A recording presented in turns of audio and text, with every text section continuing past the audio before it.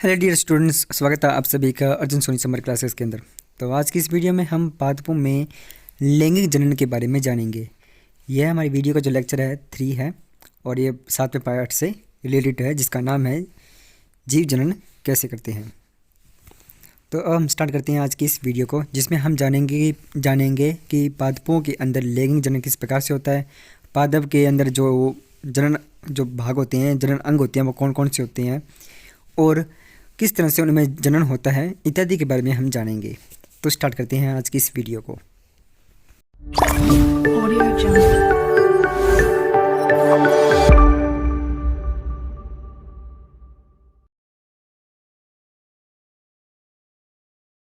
सबसे पहले हम जानेंगे लैंगिक जनन। लैंगिक जनन यह जनन का एक ऐसा प्रकार होता है जिसमें नर और मादा के युग्मक होते हैं। वो मिलकर क्या करते हैं, नए संतति को उत्पन्न करते हैं। और जिस जीव के अंदर इस प्रकार का जनन पाया जाता है उसे अपने बोलते हैं लैंगिक जनन। यानी जनन का एक ऐसा प्रकार जिसमें नर और मादा के युग्मक मिलकर नए संतति को उत्पन्न करते हैं, उससे अपने बोलते हैं लैंगिक जनन। और लैंगिक जनन किस में पाया जाता है? यह पाया जाता है मनुष्य के अंदर, मुर्गी और अन्य जानवर और यहाँ तक कि कुछ पादप होते हैं उसके अंदर भी क्या पाए जाते हैं, लैंगिक जनन पाए जाते हैं। कौन से पादप के अंदर? जिस पादप के ऊपर पुष्प होते हैं। ठीक है, ये बात ध्यान रखना। नेक्स्ट देखते हैं इसमें, इस प्रकार के जनन के लिए जीवों में युग्मक निर्माण हेतु विशिष्ट अंग होते हैं।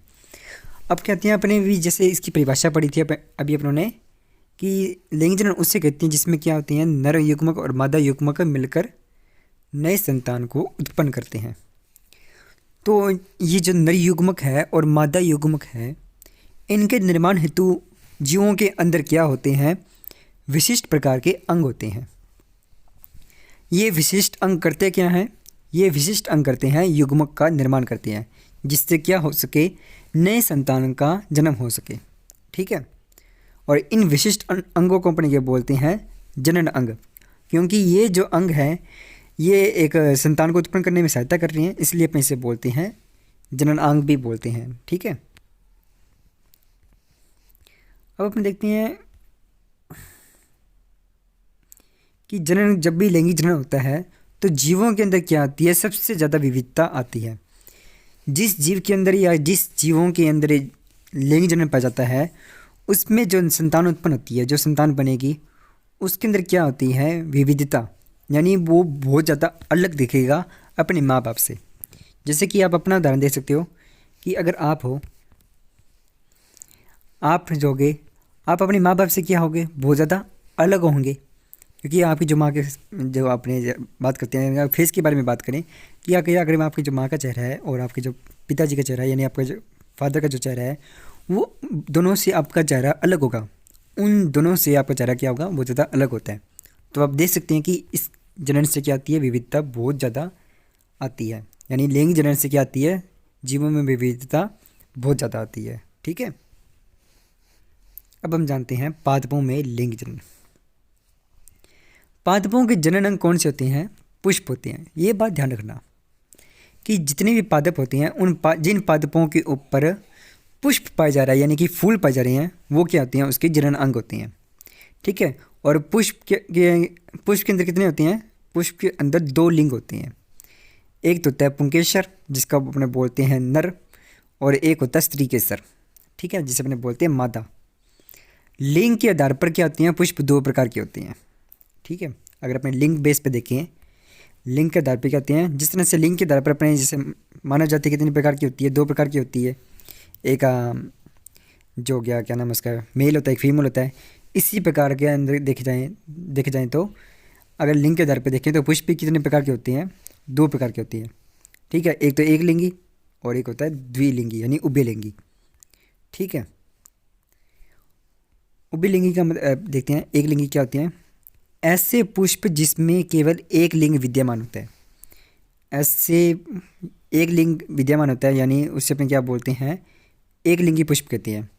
यानी अब पुष्प तो होगा, उस पुष्प के पास क्या होगा, जनन अंग क्या होता है, या तो एक ही होगा, या तो उसके पास पुंकेसर होगा, या फिर उसके पास क्या होगा, स्त्रीकेसर होगा। यानी जिस पुष्प में क्या होता है, पुंकेसर होता है, उससे अपने बोलते हैं नर पुष्प बोलते हैं। और जिस पुष्प में स्त्री केसर होता है उससे अपने बोलते हैं मादा पुष्प बोलते हैं। ठीक है, आई होप दैट कि आपको यहाँ तक समझ में आ गया होगा। अच्छा, अगर इसके अपने उदाहरण देखें, एक लिंगी पुष्प के उदाहरण देखें तो किस किसके अंदर होते हैं? जो तरबूज होता है, तरबूज की जब अपने उगाते हैं जब, तो तरबूज के ऊपर भी क्या लगता है, जब तरबूज उगने से पहले वहाँ पे क्या लगता है? फूल लगता है। ठीक है, तो तरबूज के जो पौधे होंगे उसके अंदर कौन से पुष्प लगेंगे? एक लिंगी पुष्प लगती है। और यहाँ तक कि पपीता के अंदर भी क्या लगते हैं? एक लिंगी पुष्प लगते हैं। यहाँ तक कि खीरे के अंदर भी क्या लगते हैं? एक लिंगी पुष्प लगते हैं। मैं आशा करता हूँ कि आपको यहाँ तक समझ में आ गया होगा। नेक्स्ट देखते हैं, ऐसे पुष्प जिसमें नर यानी पुंकेसर और मादा यानी कि स्त्री केसर लिंग दोनों पाए जाते हैं, उस पुष्प को अपने बोलते हैं उभयलिंगी पुष्प कहलाते हैं। ठीक है, और इसका उदाहरण क्या है? गुलाब का पुष्प इसका उदाहरण है। यानी क्या होगा? फूल तो होगा इस तरह से, जैसे मान के चलते हैं ये फूल है, इस फूल में क्या होंगे? इस फूल में नरलिंग भी विद्यमान होगा, यानी नर भी होगा, नर का जननांग भी होगा, और मादा जनन अंग यानी कि मादा का लिंग भी होगा, यानी कि पुंकेसर और स्त्री केसर दोनों एक ही पुष्प के अंदर विद्यमान होंगे, और ऐसे पुष्प को अपने बोलते हैं उभयलिंगी पुष्प। और इसका उदाहरण क्या है? गुलाब का पुष्प। ठीक है, मैं समझता हूँ कि आपको यहाँ तक समझ में आ गया होगा। अब अपने जागते हैं आगे, पुष्प के भाग। तो देखते हैं पुष्प के क्या होते हैं, निम्न भाग होते हैं। एक तो उसका होता है पुंकेसर होता है, और पुंकेसर भी आगे क्या होता है? दो भागों में बंटा होता है। ठीक है, परागकोश और पुतंतु में। और एक इसमें होता है स्त्री केसर होता है, और स्त्री केसर भी आगे तीन भागों में बंटा होता है, अंडाशय में, वर्तिका और वर्तिकाग्र में। और एक उसमें होती है बाह्यदल भी होता है, और एक होती है उसमें पंखुड़ी। ठीक है, इस तरह से पुष्प के भाग हैं, चार प्रकार के चार भाग है इसके, देख सकते हैं अपने, पुंकेसर, स्त्री केसर, बाह्यदल और पंखुड़ी। और यहाँ पे ये पुष्प का चित्र दिया गया है, पुष्पों के भाग। ये रस का पुंकेसर, जो आप ये चीज़ देख पा रहे हैं, ये इसका पुंकेसर है। और ये इतना इतना जो भाग है इसको आप ये जो चीज़ देख पा रहे हैं यहाँ पर, ये वाली जो इसकी चीज़ है हरे रंग की जो दिखाई दे रही है, ये क्या है? इसका स्त्री केसर है। और ये जो चीज़ है ये वाली, ये क्या है? ये है बाह्यदल। और ये क्या है? ये जो चार प्रकार की पंखुड़ी दिखाई दे रही है इसकी, इसे अपने बोलते हैं पंखुड़ी। ठीक है, तो इस तरह से ये पुष्प के भाग है। अच्छा, आपको मैं बता देता हूँ, ये जो डायग्राम है पुष्प का भाग वाला, ये जो डायग्राम है एग्ज़ाम के अंदर आता है। और यदि आप इस डायग्राम को बनाना सीखना चाहते हैं तो इसकी जो वीडियो का लिंक है मैंने डिस्क्रिप्शन बॉक्स के अंदर दिया हुआ है, अब वहाँ जाके इस चित्र को बनाना सीख सकते हैं, किस तरह से बनाना है इसको पेपर के अंदर। ठीक है, और मैंने इस चित्र को बिल्कुल आसान वे में बनाना सिखाया, किस तरह से बनाना है। और ये चित्र इतना बढ़िया तरीके से बनाना सिखाया कि अगर आप पेपर में अगर इससे संबंधित कोई प्रश्न आता है और आप उस तरीके से चित्र बना के आते हैं तो आपको पूरे में से पूरे मार्क्स आएंगे। अब अपन देखते हैं नेक्स्ट, इसमें पुंकेसर के बारे में जान लेते हैं। पुंकेसर, पुंकेसर क्या होते हैं? नर जननांग होते हैं। जैसे आपको मैं बता चुका हूँ कि पुंकेसर क्या होते हैं? नर जननांग होते हैं। और ये इसके दो भाग होते हैं, एक तो उसका होता है परागकोश और दूसरा होता है पुतंतु। ठीक है, पुतंतु क्या होता है? यह एक प्रकार का तंतु यानी धागे जैसी संरचना होती है जो परागकोश को क्या करती है? सहारा देती है। अब अपने जानते हैं परागकोश क्या करता है? परागकोश होता है पराग कणों का निर्माण करता है, जो सामान्यतः पीले रंग का होता है। जब भी पुष्प होता है, अगर आप इसमें कभी हाथ लगाते हैं ना, तो कभी देखना कि आप उस पर ना हाथ लगाओगे तो आपके हाथों में पीले रंग का पाउडर सा जमा हो जाता है। ठीक है, वो पीले रंग का पाउडर क्या होता है? वो परागकण होते हैं। ठीक है, ध्यान रखना। और उन परागकणों को कौन बनाता है? वो बनाता है परागकोश। ठीक है, आप इसको देख सकते हैं, जब भी आप कभी बगीचे में जाते हो तब आप किसी भी फूल को छुओगे, ठीक है, जिसके अंदर ये परागकोश हो, तो अगर आप छूते हो तो अगर देखना कभी आपके हाथ पे क्या है? पीले रंग का पाउडर जमा हो जाएगा। उस पीले रंग के पाउडर को ही अपने बोलते हैं परागकण। ठीक है, और ये पराग जो कण है वो बनाए जाते हैं परागकोश के द्वारा, जो कि एक नर जननांग का भाग है। नेक्स्ट देखते हैं अपने अब स्त्री केसर। तो स्त्री केसर क्या होती हैं? ये होती हैं मादा जननांग होते हैं, जिसके क्या होते हैं? तीन भाग होते हैं, वर्तिकाग्र, वर्तिका और एक होता है अंडाशय। ठीक है। स्त्री केसर के कितने भाग होते हैं? मुख्यतः 3 भाग होते हैं स्त्री केसर के, वर्तिकाग्र, वर्तिका और अंडाशय। वर्तिकाग्र क्या होता है? वर्तिकाग्र ये क्या होता है? स्त्री केसर का शीर्ष वाला भाग होता है जो प्राय चिपचिपा होता है। ठीक है। वर्तिकाग्र क्या होगा कि ये स्त्री केसर का शीर्ष वाला भाग होगा जो क्या होता है? प्राय चिपचिपा होता है। और वर्तिका होती है स्त्री केसर का मध्य लंबाई वाला भाग। ठीक है। और अंडाशय क्या होता है? जो स्त्री केसर के आधार से जुड़ा हुआ एक उभरा हुआ एक भाग होता है जिससे अपने क्या कहते हैं? अंडाशय कहते हैं। इस अंडाशय में क्या होता है? बीजांड होते हैं और प्रत्येक बीजांड में एक अंड कोशिका होती है। अब जो भी अपने स्त्री केसर होता है ना, उसके अंदर क्या होगा? एक उभरा हुआ भाग होगा। उस उभरे हुए भाग को अपन क्या बोलेंगे? अंडाशय कहते हैं। और इस अंडाशय में क्या होंगे? बीजांड होंगे जो क्या होते हैं? एक इसमें अंड कोशिका होती है। आपको मैं क्या करता हूँ, इसका जो है डायग्राम दिखा देता हूँ स्त्री केसर और उसका पुष्प भाग का। ये देखिए, अब ये जो वाला भाग है, ये वाला, ये क्या वर्तिकाग्र है। और आपको मैंने बताया था ये क्या होता है? ये स्त्री केसर का शीर्ष वाला भाग है। और ये क्या होता है? प्राय चिपचिपा होता है। और एक ये वाला भाग देखो, यहाँ से लेके यहाँ तक, ये भाग क्या है? वर्तिका वाला भाग है जो कि क्या आती है? लंबी होती है। और उसके बाद क्या है? यहाँ पे आप देख सकते हैं कि ये स्त्री केसर का जो अंडाशय है, अब ये क्या, ये वाला उभरा हुआ भाग है एक प्रकार का। और इस उभरे हुए भाग को अपने क्या कहते हैं? अंडाशय कहते हैं। इस अंडाशय के अंदर आप ये जो गोल देख रहे हैं आप, ये वाला आपको मैं दिखाता हूँ। अब देखिए, ये वाला जो भाग है, ये वाला, इस भाग को अपने क्या बोलते हैं? इस भाग को अपने बोलते हैं बीजांड।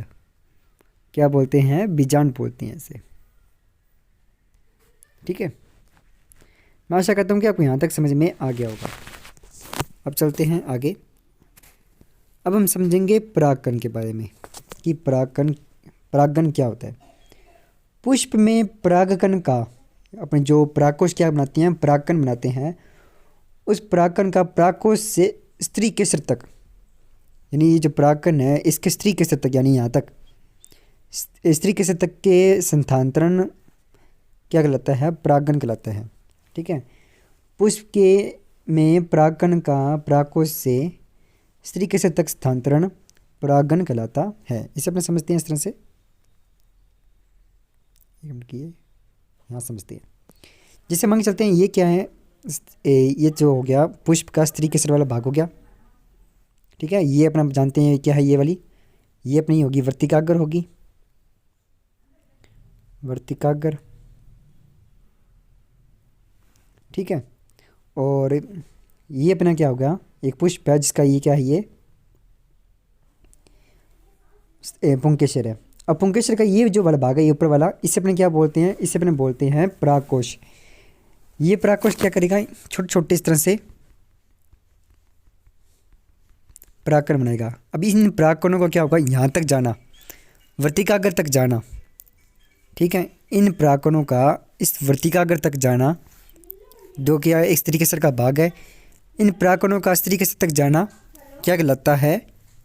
परागण कहलाता है। ठीक है। मैं आशा करता हूँ कि आपको यहाँ तक समझ में आ गया होगा कि परागकण किसे कहते हैं। अब क्या होते हैं? परागकण 2 प्रकार के होते हैं। एक तो होता है स्वपरागण, ठीक है, और एक होता है परपरागण। स्वपरागण किसे बोलती हैं? जब परागकणों का स्थानांतरण उसी पुष्प के स्त्री केसर पर होता है तो इससे स्वपरागण कहते हैं। कहने का मतलब है, जैसे मान लो एक उभयलिंगी पुष्प है, उस उभयलिंगी का पुष्प का क्या होगा? पुंकेसर होगा। जैसे हमारा ये पुंकेसर है, ठीक है, इस पुंकेसर से क्या बन रहा है? जो परागकण बन रहा है, और यही परागकण क्या कर रहा है? उसी पुष्प के स्त्री केसर पर जा रहा है, तो अपने से बोलेंगे स्वपरागण। परपरागण किसे बोलते हैं? जब परागकणों का स्थानांतरण उसी पुष्प पर न होकर अन्य पुष्प के स्त्री केसर पर होता है तो इसे बोलती हैं परपरागण। इसका कहने का तात्पर्य ये है कि जैसे मान के चलो ये जो है इसका पुंकेसर है, अब इसने क्या बना दिया? ये वाले अपने ने बना दिया, इसने परागकण बना दिया। अब ये परागकण उसी पुष्प पर ना, इस वाले पुष्प पर तो नहीं जा रहा, किसी दूसरे पुष्प पर जा रहा है। जैसे मान के चलते हैं यहाँ पे एक और पुष्प है, और ये पुष्प का क्या इस तरीके से हो गया, इस तरह से बना हुआ। ये थोड़ा सा हैं।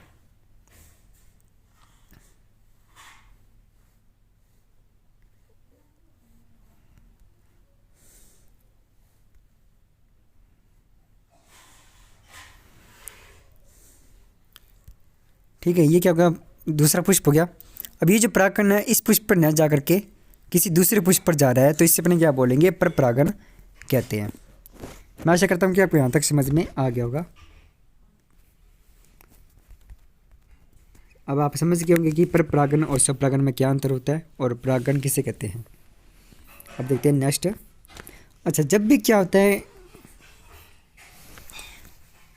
परागण हो जाता है, यानी जब क्या होता है, जब परागण होगा तो उसके बाद क्या होगी, जो नर युग्मक होते हैं, नर युग्मक जो परागकण के अंदर होता है, परागकण के अंदर होगा, और अपना क्या होता है, जो अंडाशय में उपस्थित जो अंड कोशिका है, ठीक है, नर युग्मक और जब अंडाशय की जो अंड कोशिका का जब संलयन होता है, यानी जब वो एक दूसरे से मिलते हैं, तो इस प्रक्रम को अपन क्या बोलते हैं, निषेचन बोलते हैं। जैसे कि आप यहाँ पे देख सकते हैं कि जब परागकण में उपस्थित नर युग्मक, अब परागकण में क्या है, नर युग्मक है, और अंडाशय में उपस्थित अंड कोशिका, अब अंडाशय में क्या है, अंड कोशिका है, और उन दोनों का संलयन, संलयन का मतलब होता है मिलना। जब नर युग्मक और अंड कोशिका का जब मिलना होता है, यानी जब वो मिलते हैं, तो इस प्रक्रम को क्या बोलते हैं, निषेचन कहते हैं। और इस तरह से क्या होता है, निषेचन होने के बाद क्या होता है, एक नया पौधा बाद में विकसित हो जाता है कुछ टाइम बाद। तब हम देखते हैं जब भी निषेचन हो जाता है तब क्या होता है कि अंडाशय जो होता है ना अपना, अंडाशय विकसित होकर फल बन जाता है, और जो बीजांड होता है वो विकसित होकर क्या बन जाएगा, बीज बन जाता है। ठीक है, जब भी निषेचन होगा तो क्या होगा, अंडाशय क्या हो जाता है, अंडाशय तो बदल जाएगा बाद में फल में, और बीजांड बन जाएगा बीज। जैसे कि आप यहाँ पे देख सकते हैं, ये वाला डायग्राम दिया गया है कि इसमें पहले क्या था, एक नर युग्मक और अंड कोशिका का क्या हुआ था, संलयन हुआ, इस तरह से संलयन हो रहा है, और उसके बाद ये क्या बन गया, सीड्स में बदल गया, और ये सीड्स बाद में क्या कर रहे हैं, यानी सीड्स का मतलब होता है बीज, बीज बन गया, और ये बीज बाद में क्या कर रहा है, एक नए पौधे को जन्म दे रहा है। तो इस तरह से आज की जो हमारी क्लास है, जिसमें हमने जाना था कि पादपों के अंदर जो है लैंगिक जनन किस प्रकार से होता है, वह वीडियो समाप्त होती है। मैं आशा करता हूँ कि आपको ये वीडियो पसंद आई होगी, और यदि आप इसके नोट्स चाहते हैं ये वाले, तो मुझे इस नंबर पर मैसेज ज़रूर करें, ये मेरा व्हाट्सएप नंबर है, और आपकी इसकी जो PDF है वो आपको प्रोवाइड करवा दी जाएगी। ठीक है, वापस लिख देता हूँ नंबर 8302879873। एक बार फिर से दोस्तों, अगर आपको वीडियो पसंद आई तो प्लीज़ वीडियो को लाइक करें और चैनल को सब्सक्राइब ज़रूर करें, और यदि आप इसकी PDF चाहते हैं तो मुझे इस नंबर पर कॉल ज़रूर करें। Thank you.